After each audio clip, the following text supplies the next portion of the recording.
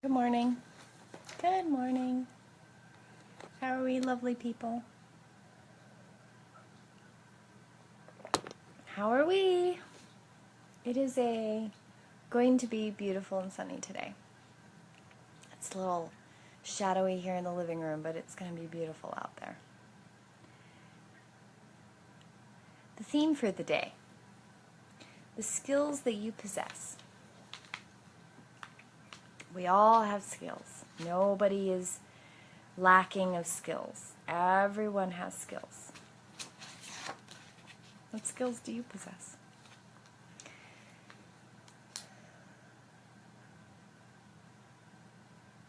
I'm finding that the themes for the day seem to be quite applicable throughout the day if you pay attention.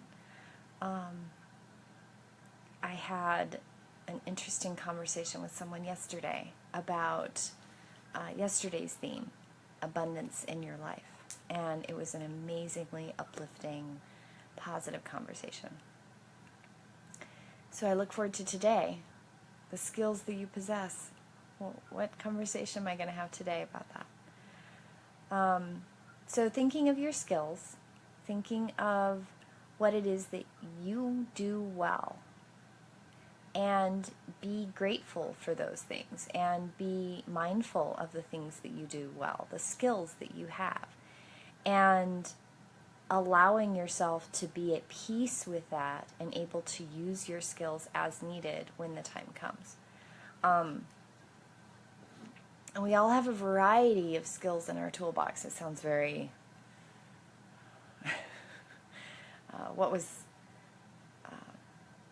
Someone used a phrase the other day about tools in the toolbox. It's a phrase I use all the time, but I'm trying to figure out a new way of saying that. But the skills that you have make you a whole person, and they make you part of the community that you live in, that we all complement each other, and that we all have the ability to engage with one another and help one another and bring each other into that place where we can commune and uplift one another as whole beings. So the skills that you possess, be mindful of that. Write your skills down. Make a list. See what you can do. And then revel in it. And be mindful of that. And take pride and comfort from those skills that you do have. And know that they make you who you are. And you all have skills. No one is lacking skills. Everyone has skills. Everyone has the ability to do things. And you'll find that you know more and can do more than you thought you could. It's often the case. The universe teems with a myriad of ideas and thoughts that have been lost. Teacher of my soul, please give me grace to gather my scattered thoughts and understand my motivations and desires.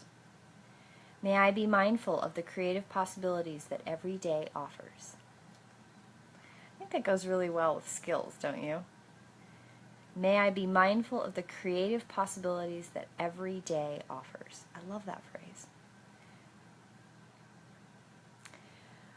O uncreated beauty, I turn once more to your embrace. In homage, I honor you. Beloved of my heart, now in silence I open my arms and listen to your words of loving wisdom. In your sweet embrace I am lovingly restored. Beloved beauty who binds the universe in one free bond of love, give me the light to lovingly comprehend the mystery of this day. In the veils between the worlds, I remember the fairy folk who guard the ancient places. May we walk lightly and with courtesy upon the earth. May no being stay their progress or block their path, that the hidden household of the earth may be peaceful. When life's weaving becomes tangled, may the untangler of threads help all the threads run smoothly in the tapestry of life. I give thanks for the powers of the senses that have protected my path. The summer sun can shine so strong that we are driven into the shade. May those who have too much zeal, who want to covet everyone to their own way, learn to temper their fierce beliefs so that the seekers are not driven from their path. That's a big one right there.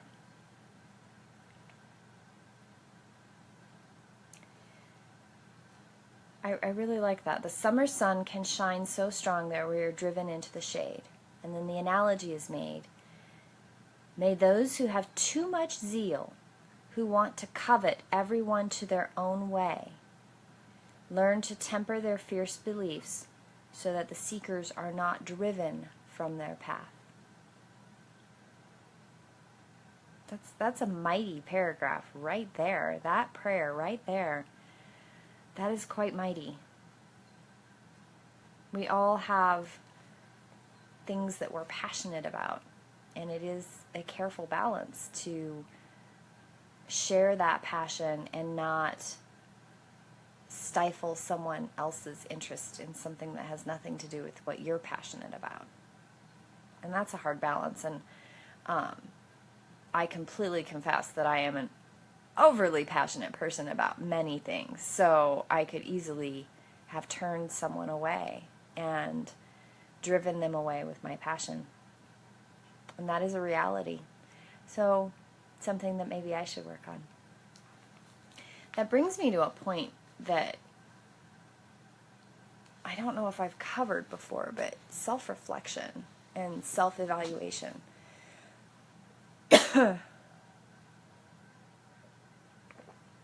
There is a place of, when you self-reflect, that you can easily turn into that self-loathing, self-hating, self-deprivation.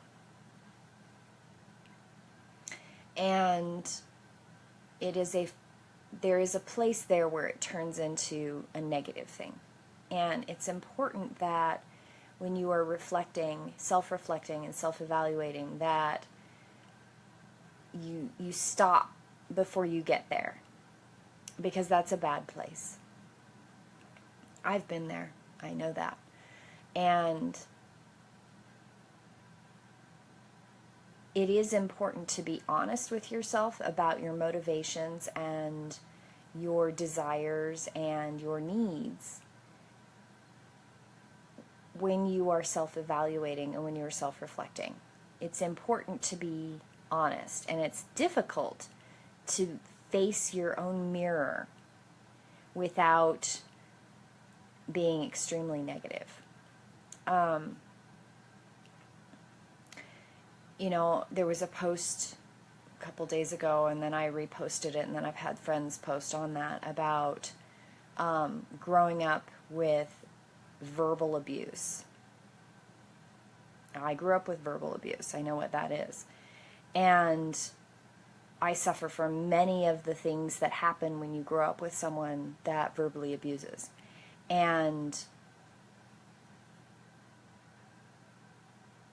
part of that self-reflection when you grow up with someone that is verbally abusive is your self-reflection in your mirror is foggy. It's difficult to be honest and not be negative. So when you're self-reflecting and when you are looking at yourself honestly, it's not honest with criticism in the sense of negative, okay? It's a self-reflection of what I was taught, and I was taught this by a fabulous therapist that I will be forever grateful. Her name was Jackie. I saw her on and off for about 6 years. She's amazing. Is when you self-reflect, you write the things down that, for every negative thing, this is what she said, for every negative thing you think that you possess, with every negative quality, you write a positive. And you never write a negative thing down, or you never think a negative thing without thinking of the positive. So you balance it out, and that slowly starts to correct your internal dialogue of that negative self-talk. And negative self-talk is a difficult habit to break, and it's a difficult thing to face when you're looking at that foggy mirror of yourself. In today's theme, we all have skills, and we all have, in yesterday's theme, the abundance in your life. These things come together in that self-talk of learning how to look at yourself in a positive light without being boastful, without being puffed up, but also recognizing that we all have a shadow side, and we all have that negativity, and we all have those things that we are working through. No matter the spiritual person you encounter, there's no such thing, unless they're a guru. I mean, there are gurus, but unless they're a guru, they all have something that they're struggling with. No one person's path is better than another. And it's important to value your path and to recognize that you bring something into this picture, into this community of people, and you bring your light with you.